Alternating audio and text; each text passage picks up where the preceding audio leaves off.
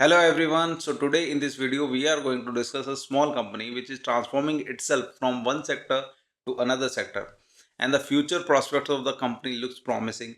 The management quality is top notch. The company is there since last 50 years, so you can expect the management quality to be top notch. The company has been cash generating machine for the promoter for last 50 years, and now the promoter is shifting its angle from one sector to another sector.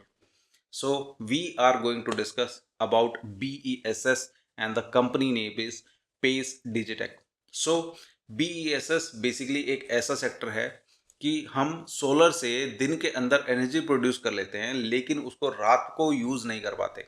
और रात को use करने के लिए हमें क्या करना पड़ता है, हम जितनी भी एनर्जी प्रोड्यूस करते हैं उसको ग्रिड के अंदर भेज देते हैं, और रात को जब हमें एनर्जी की रिक्वायरमेंट होती है तो ग्रिड से ही हम दोबारा से यूज़ कर पाते हैं। तो उस वजह से होता क्या है कि बहुत सारा एनर्जी डिसिपेट हो जाता है, वेस्ट हो जाता है। तो सरकार का फोकस है कि हमें बैटरी एनर्जी स्टोरेज सिस्टम पे फोकस करना चाहिए और हमें अपनी कैपेसिटी को एक्सपेंड करना चाहिए। As of now the installed capacity of BESS is almost 1 gigawatt, and we are transforming from 1 gigawatt to almost 90 gigawatts in the years to come, and the target is set for 2030. So you can expect the sector is growing too rapidly and the companies are going to get benefit out of it.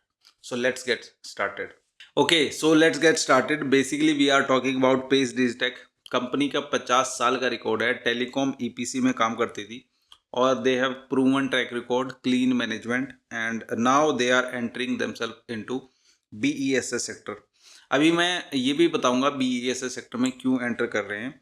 अभी ये समझिए कि ये सिर्फ BESS sector में enter कर रहे हैं, and the product mix is such, the revenue mix is such कि ये अपने आप को EPC प्लेयर से और एक्चुअल में एनर्जी प्लेयर की तरफ फोरे कर चुके हैं, एक बहुत बड़ा कदम बढ़ा चुके हैं। और ये इनका रेवेन्यू मिक्स दिखाता है।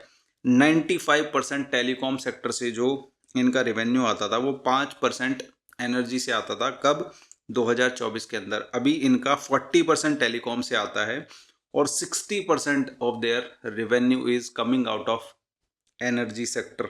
सो पेस का काफ़ी अच्छा ट्रैक रिकॉर्ड है BSNL, एयरटेल, इंडस टावर्स के साथ पहले से ही। और आपको अब मैं जब इनका बिजनेस मॉडल बताऊंगा तो आपको समझ में आएगा कि ये BESS में फोरे क्यों कर रहे हैं, राइट। तो पिछले 12 महीने से काफ़ी एग्रेसिव गाइडेंस भी दी है कंपनी ने। तो अभी इनका बिजनेस मॉडल समझ लेते हैं। बेसिकली ये इंपोर्ट करते हैं लिथियम आयन सेल्स। ये काम कौन करता है? एक्साइड एनर्जी करती है, हमारा राजा बैटरीज करती है, ये सारा ये काम करती है, ठीक है। ये एक्सपोर्ट करते हैं, उसके बाद मॉड्यूल बैटरी पैक्स बनाते हैं, बैटरी रैक्स बनाते हैं, फैब्रिकेटेड मेटल कंटेनर्स बनाते हैं और एनर्जी मैनेज बेसिकली उनको इंस्टॉल कर देते हैं, राइट। तो ये पूरा का पूरा सिस्टम बना देते हैं, रैक्स बनाते हैं, उसका बाहर का जो कंटेनर है वो बनाते हैं और फिर उसको फंक्शनल करके आगे सौंप देते हैं। दो तरीके से काम करते हैं, एक खुद के लिए बनाते हैं और एक अदर कंपनीज के लिए बनाते हैं। तो इसको समझिए कि कैसे कैसे काम करते हैं। बेसिकली इंजीनियरिंग प्रोक्योरमेंट सिस्टम में ये क्या काम करते हैं, EPC मॉडल में 40% इनका रिवेन्यू आता है। EPC क्या होता है कि आपको कहीं से कॉन्ट्रैक्ट मिला, कॉन्ट्रैक्ट मिलने के बाद आपने ये सारा का सारा काम किया तो आपको EPC कंपनी बोलेंगे और आप जिसने भी टेंडर दिया था उससे पैसे ले लोगे। तो बेसिकली आपने ये सारा का सारा बिल्ड कर दिया और हैंड ओवर कर दिया जिसने भी आपसे ये काम करवाया। फिर दूसरा होता है बिल्ड ओन ऑपरेट, मींस ये काम सेम टू सेम काम ये अपने लिए किया इन्होंने, अपने लिए मींस बेसिकली इन्होंने लैंड ली, वहाँ पे बैटरी एनर्जी स्टोरेज सिस्टम बनाया और ये एन्युटी बेसिस पे चार्ज करते चले गए, किससे? सामने वाली कंपनी से, सामने वाले कस्टमर से। और ये क्यों कर रहे हैं? देखो ये कौन सी कंपनी है, ये टेलीकॉम कंपनी है। टेलीकॉम कंपनी में आप ये बताइए, नीचे टावर के नीचे आपने जनरेटर्स देखे होंगे, वहाँ पे एक बंदा रहता है, एक जनरेटर रहता है और टावर को कॉन्टिन्यूअस पावर की रिक्वायरमेंट रहती है। So there this move is actually a value addition in their existing service। तो आपको आप इस तरीके से लीजिए कि ये जो सर्विस दे रहे हैं, ये BESS में जो फोरे कर रहे हैं, they are not changing their sector, rather they are making themselves more competitive. Means आगे अगर कोई टेलीकॉम सेक्टर का कोई भी कॉन्ट्रैक्ट निकलेगा तो टेलीकॉम सेक्टर का प्लेयर क्या मांगेगा कि BESS भी होना चाहिए उनके पास। तो they have telecom plus BESS, so basically they are more competitive और वहां से एक कॉन्टिन्यूअस रेवेन्यू स्ट्रीम भी आएगा। टेलीकॉम सेक्टर काम कैसे करता है? टेलीकॉम सेक्टर बेसिकली काम ऐसे करता है कि आपका ये साइक्लिकल बिजनेस होता है। साइक्लिकल बिजनेस क्यों होता है? 4G आएगा तो साइकिल में ऊपर जाएगा, फिर जब 4G जब तक चलेगा इनके पास सिर्फ मेंटेनेंस का काम आएगा, फिर 5G आएगा तो इनके पास फिर से बहुत सारा काम आ जाएगा, फिर मेंटेनेंस का काम रहेगा जब तक 6G नहीं आ जाता, फिर 6G आएगा फिर से बहुत सारा काम आ जाएगा। So basically it is a cyclical work. तो यहाँ पर BESS में एंट्री होने की वजह से इनका जो रेवेन्यू स्ट्रीम है वो कॉन्टिन्यूसली ऊपर जाता चला जाएगा और जो साइक्लिसिटी है वो कहीं हद तक खत्म हो जाएगी। सो अभी तक आपको बिजनेस मॉडल समझ में आ गया होगा। इंजीनियरिंग, प्रोक्योरमेंट एंड कंस्ट्रक्शन का भी काम करते हैं और साथ ही साथ बिल्ड ओन ऑपरेट का भी करते हैं। तो इस काम से इनको एन्युटी बेसिस पे साल दर साल इनको रेवेन्यू आता चला जाएगा। चलिए इनकी रेवेन्यू पाइपलाइन देख लेते हैं। अभी तक 8400 करोड़ की इनकी ऑर्डर बुक है और ये इसको 2026 के अंदर अंदर 10,000 करोड़ पहुंचाना चाहते हैं। ये मार्च नहीं सितंबर होना चाहिए था। सितंबर 2026 तक इनके बहुत सारे ऑर्डर पाइपलाइन में हैं।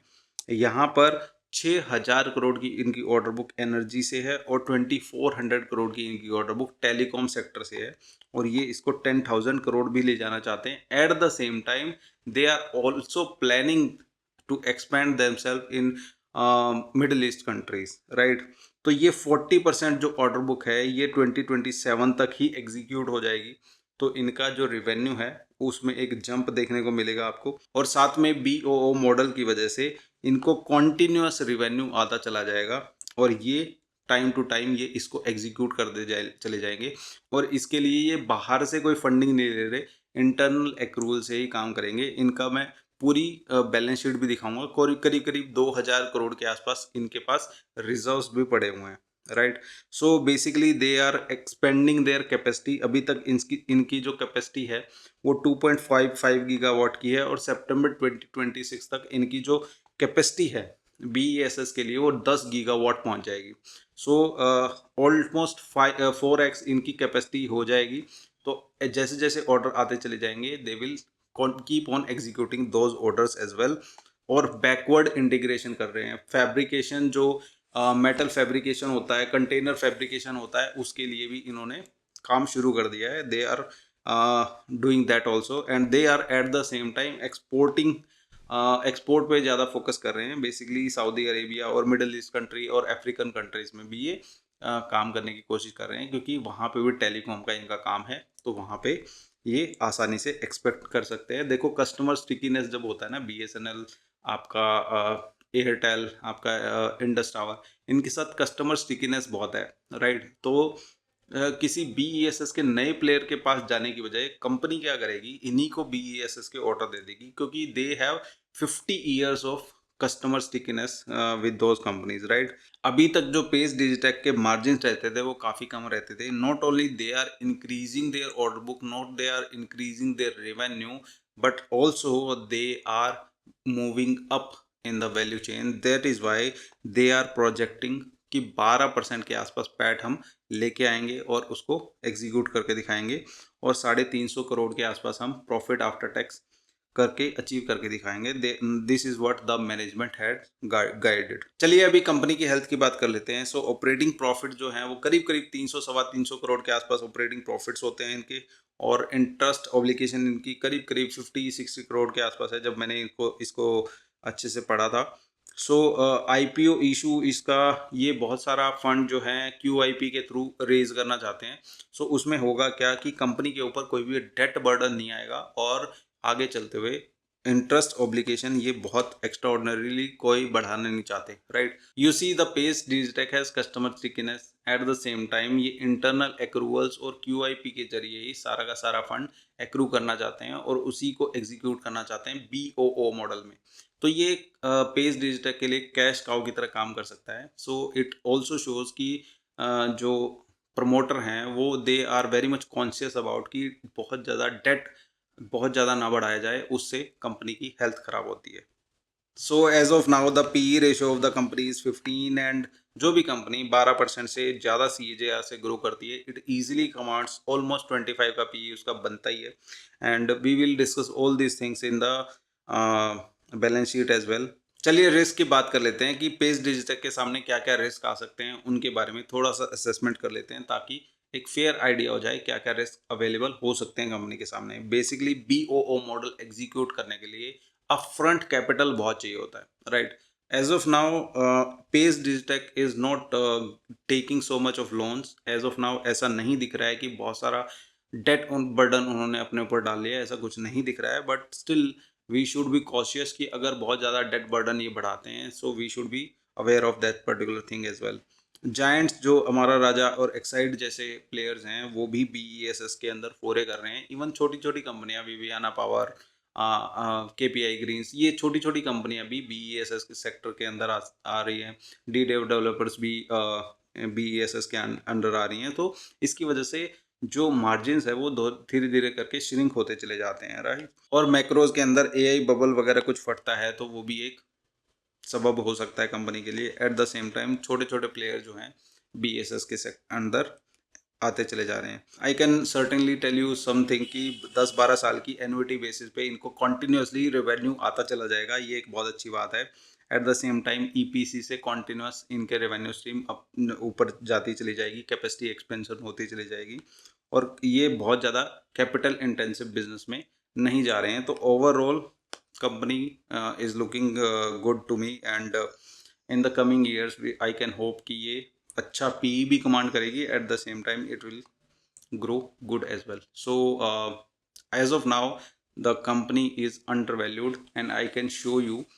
चलिए पेज डिजिटेक के फंडामेंटल्स पे बात कर लेते हैं। कंपनी की मार्केट कैप 4400 करोड़ के आसपास है, पी 15 से नीचे है। सो री रेटिंग बड़े आसानी से हो सकती है कंपनी की। ROC इसका 21 का है और ऑपरेटिंग प्रॉफिट मार्जिन 17 के आसपास है। सेल्स इनकी 2600 करोड़ के आसपास सेल्स होती हैं, राइट। सो इंडस्ट्रियल पी 17 का है क्योंकि टेलीकॉम सेक्टर में है अभी, तो उसी का पी रेशियो यहाँ पे दिखाया हुआ है। ईयरली प्रॉफिट देखिए इनके 400 करोड़ से और 2600 करोड़ पे आ चुके हैं कितने साल में, 4 सालों में, राइट।